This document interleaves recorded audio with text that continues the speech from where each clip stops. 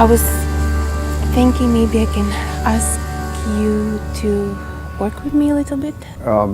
What I do a lot is try to recall people in the moment, in everyday activity, not so much special activity, sometimes special activity, but just like now, into if you can, if you notice areas that are not familiar to you right now, if you were to just check into yourself, like, are you aware of your breathing right now? I was not. Yeah? And what happens when you do that? I noticed that I start looking away. Oh, huh? Like, it's hard for me to breathe and be in contact with you, for example. Neat, yeah.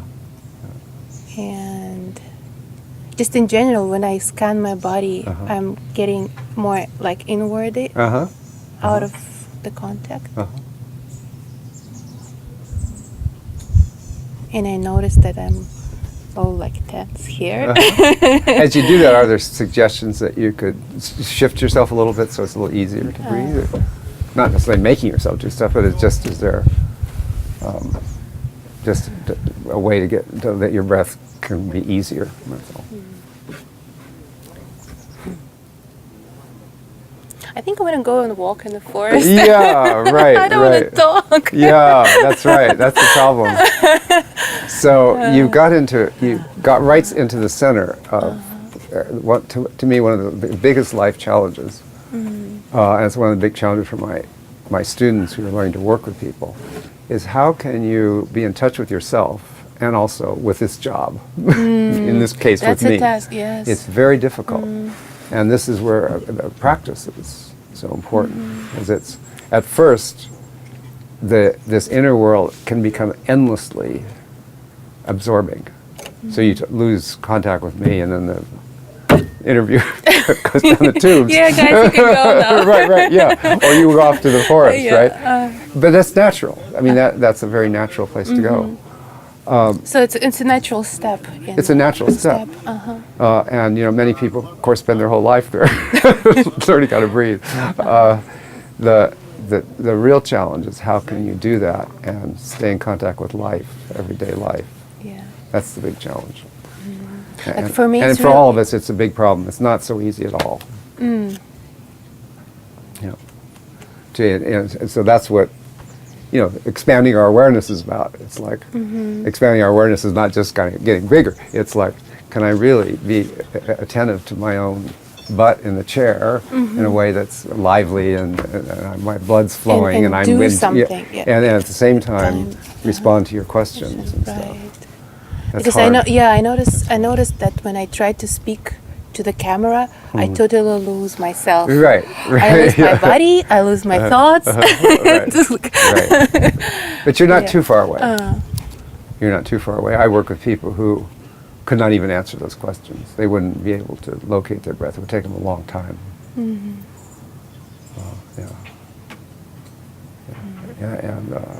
that's when it gets difficult. It's if they're so far removed, they don't have that choice. So the goal is so that you have that choice. You don't have to always be kind of paying attention to your breathing, but that it's easily available to you. That once in a while, when you have a moment, you can just notice. Just remember. Yeah, you can just notice that you're tighten yourself up, and you can just kind of let go, so that you have that flexibility to go out. Why do you say why breathing is so important? Why was the first thing that came up? Well, breathing is one of the most basic things all over the world in all traditions of cultivating ourselves.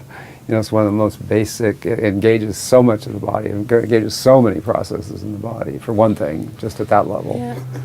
And it's our fundamental, when the last breath is, we're gone, right? Yeah. First breath, we are alive. But there are lots of fundamental things like feeling my skin or my nose. Sure. So breathing. No, but breathing just so basic and so readily available. Easy to, right. Okay. Yeah.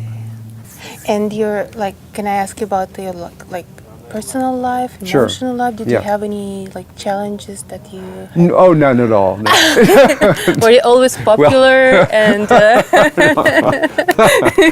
so did you have any big awakening in your relationship, personal love life? Well, let me say the biggest moment of my life was really when my son was born. And I caught him coming out of the womb. We had right here. In the hospital right here? Here. No, here. In the living room? In our bedroom. Oh. Yeah, he was born right there. And I cut his umbilical cord. And now he's 19. So I was old when he came. I was 60 years old when he came, my first child. And, how old are you now? I'll be 80 next spring. So he was the biggest thing in my life, and both the hardest and the most wonderful. The hardest in the sense of his teenage years were just hell. Very, very difficult. Really seriously difficult. And now he's just on this amazing path, and very inspiring. So that's been, being a father has been a really big gift and a big challenge. Is it ecstatic? Because we're speaking about transformation through through the body. So you're saying your child was born and you cut umbilical. Was it somehow an expansion or ecstasy or something really new for you? It was definitely something new for me. Well, it was really a moment of immersing myself more deeply in life itself. Feeling really deeply immersed in life itself. I massaged him every day for weeks after his birth, and had a very, our nonverbal relationship is very intimate. It's like people comment and say, he'll be sitting here on the sofa, he'll be leaning against me, and we have this really nice contact, which a lot of teenagers just don't do, So we have a really, it's a very powerful thing. And my wife also feels the gift of my late life. I've had 3 marriages, and I sort of thought, and did not have a child, and so I met her when I was 55, and I sort of thought, my relationship life is over, and lo and behold, I have this wonderful, we've been together 25 years now, and had a child, and so that was all a big surprise. So I'm glad I lived long enough for that. But the challenges, I've had a lot of challenges. I was in Waco 2 weeks ago for the funeral of my wife's brother-in-law, and it's a strange culture, Texas, strange culture. And it was hot, and we were staying in his house. It was really hot, 100 degrees, and so I had bare feet. And so all these people were over for dinner. He said, "Are you one of those weird Californians who wear bare feet?" I love bare feet. I didn't even think about it. I thought, this is weird. What's wrong with my bare feet? And then I was really embarrassed. Oh, God. So anyhow. No. That's very cute. I was thinking, have another another line of question about death. Yeah. If we could speak about that. But no, we don't want to talk about death. We do. Yes, we do.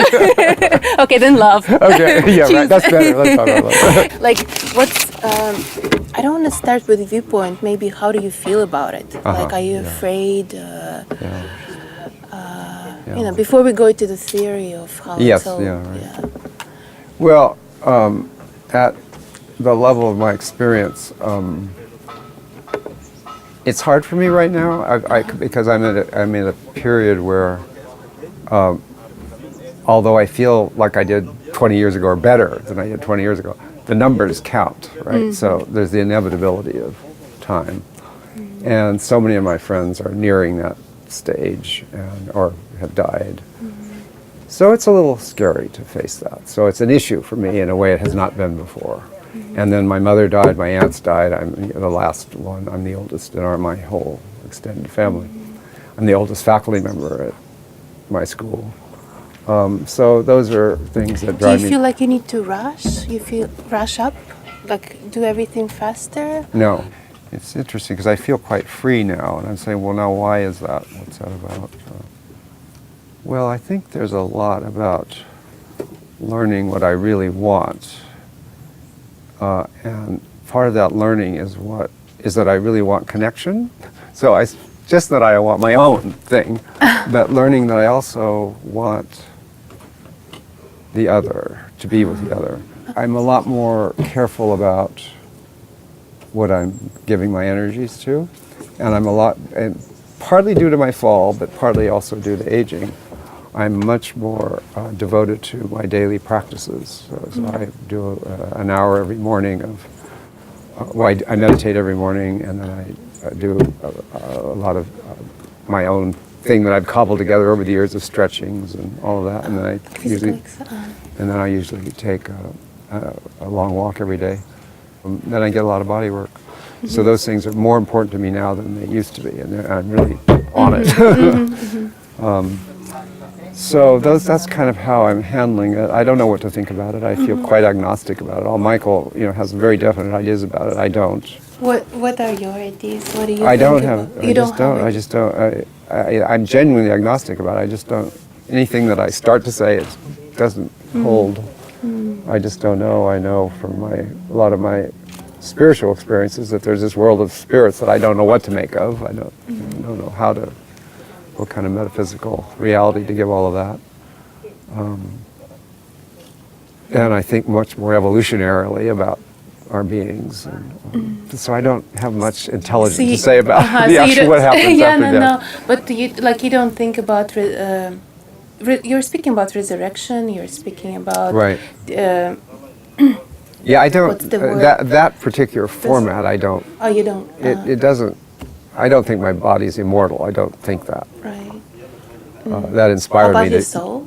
Well, I don't know. I don't know. I don't know. There's a soul that's separate from my body. I don't know those things. Those things seems. You work with dying people. I don't particularly work with them, but I just had.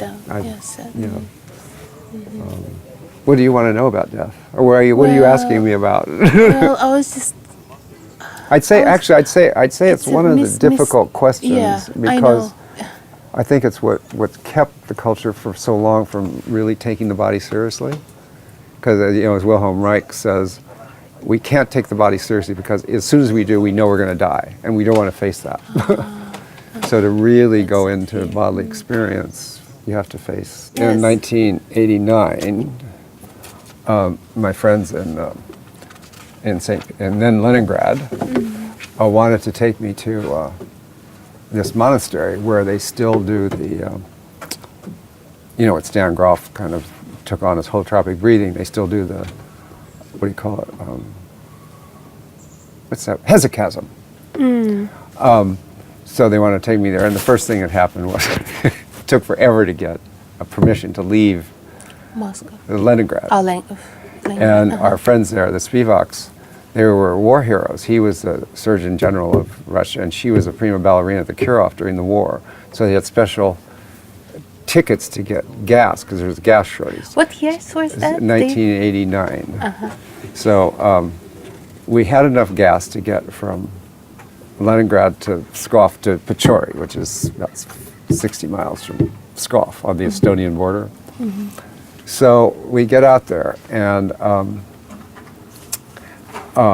so you've not been to this. So Pechori means cave. So Pechorski Lavra, I think we call it. So you go from Pskov. It just goes down into the monasteries down at the base of these limestone caves, and so the abbot greets us, and he's got these beautiful robes on. So everywhere, of course, is Soviet devastation, right? Even the village of Pechori is totally devastated. The gates of the monastery open, and it's radiant, beautiful fruit trees. All the monks are dressed in silks, and they look gorgeous, right? And they're celebrating the feast of Saint Elijah, which is the feast of the immortality of the body, because Elijah went up to heaven; he never died. So they're all into the immortality of the body. So they say because we were the first Americans who ever visited, they're going to let us into the crypt, which they never opened. So he opens these enormous doors, steel doors, and we're down in this crypt and shuts them. And we have candles, and we're in this totally underground area filled with corpses going back 1,100 years. So we're walking down these corridors everywhere, and he says, and now this is a corridor where the monks are now buried from the recent years. So we went down there, and I looked, and there's this pile of bones, and I said, what is the fragrance you put on them? He says, what do you mean? And I said, well, they smell so sweet. You smell the odor of sanctity, because this is one of the signs of the immortal body, that you smell the odor of sanctity. It's a special. So they opened the gate. So from then on, I was invited into the monastery. I could eat all the meals with the monks, so they gave us gasoline to get back to Leningrad, because I'd smelled the odor of sanctity. So I But liked it wasn't a trick. You didn't know. No, I was totally spontaneous. I smelled this sweet smell, right? So that was a nice experience. But it was interesting being there. So all the monks, I don't know if you've seen this phenomenon, but all the monks, they do the hesychastic practice is if, say, if you're gardening, you're synchronizing your breath with your movements. So it's an old, the Jesus prayer is one of the mantras. And they're all doing that, and they're like, I watched this 85-year-old blacksmith, doing blacksmithery and coordinating his breathing and his prayer with it. It was a really powerful thing. But then I asked the abbot if he would like to come join our seminar on the body and spirituality. He said, he says, the body is the source of sin. The body and women are the source of sin. That's, yeah. It was so interesting to me because they were totally into the body. They were into the immortality of the body. They were breathing. And he was into dressing. He changed his clothes every 3 hours. So anyhow. That's the split that you're talking about. Yeah, that's the split, yeah. And maybe then, what's love for you? Love? I know it's kind of philosophical things that we're talking about. Maybe have if you don't wanna, does it call you? Well, I think of, there was a moment in my training with Ida Rolf when somebody have you ever seen that poem of Fritz Perls? I go my way and you go yours, and if by chance we happen to meet, well, fine, if not too bad. That long Gestalt poem. No, well, somebody, yeah, you know what I mean. So somebody had nailed that on the wall, and she said, that's the most pernicious thing I've ever seen. She says, my hope is that as our bodies become more balanced and open, we will be able to find each other in a community of love. So, and my friend Emily Conrad talks a lot about love's body, that the opening of the body of our senses and of our getting rid of all of the kind of hard parts of ourselves does create sort of a feeling of all of us being here together. That seems to me to be a big kind of agape love, a form of love. So, have you ever lived? I don't know if you want to answer. Have you ever lived in a community where people just kind of live together? And well, I was in the Jesuits for 14 years. We live in community. Do they all make love, or do they all no? Well, actually, later on when I left, I found yes, several of them were, but I didn't know that at the time. I was very naive. No, I never lived in a community. Well, I lived in a commune in. I guess I just heard that in California, it's well, I never lived in any of these open sex communities. Okay. I never lived in any of these. Many people around here have, but and I have absolutely no desire to. I see. Yeah. It's a different level of openness for you. Yeah. I guess one thing I'll say that does strike me in my looking back at my life is it's very difficult, and I think a problem is when people don't realize how difficult it is. So, for example, if you look at in America, the divorce rate among is highest among couples in the first couple years of their infants. And I think of when we went through our child being that young, it was hell. It was just absolute hell. So I think there's something about facing love as a long journey that's got really difficult, how difficult the challenges are. And I feel very blessed that I got through them. I mean, it's very, very hard to be in myself and also to be with my child and my wife. I mean, that's really hard work, very hard work. And to be sensitive to her and respond to her needs. Mine are so big and I'm so exhausted. It's very hard. And when people are dealing with, also when there was a period when we had serious money problems, I mean, all of that. But it's great that you're saying it, because then, we don't feel lonely when we speak about it. So, right. It takes a lot of help on this business, this image about, that you said earlier about, oh, people running to psychotherapists. We need all the help. I think we need all the help we can get, frankly. I think that this is From just an therapists, excuse from community, from whoever, from wherever, wherever the help it's is. a And I think trip. community is really important. In a lot of our difficulties was because we felt so alone. Trying to raise this child and dealing with our problems, it felt very lonely for a while. And dealing with your mate, the husband and wife. Right. And It was very lonely. So I think that we need all the help we can get. I love how you express your wilds. Yeah, I well, feel very... I feel that that's more accessible to me now than it used to be. Yeah. I don't feel like I need to be formal and gonna have bare feet in Waco. That was, like that. It was fun. That was fun. Maybe some other wilds that you bring in your life, like ideas, or are there any wilds that you are about to? Well, it's interesting you raise this. You raise all these questions at the end here. Because I used to think the wilds meant being kind of wild. And that was not quite it, because I didn't particularly want to go around. But what I did want to do was to allow myself to be like more spontaneous with you, or in my writing, I'm just about to write a thing for Huffington Post, and I've been really blocked at it until I got an idea that makes me really kind of jump up and say, oh, I'm going to write this. So I find myself following those impulses much more than ever. So it's a more deep sense of the wild. Creative impulse. Yeah. Yeah, and so when I think of the wilds, a lot of people think of the wilds as dangerous, filled with terrible things, and like they're mountain lions here. I've been 10 feet from mountain lions. I don't have any problem with mountain lions. A lot of people say, oh my God, mountain lions! So the wilds are just, here's the wilds. It's like, it's not some monstrous, and sometimes it is. A tsunami is big, but it's more natural.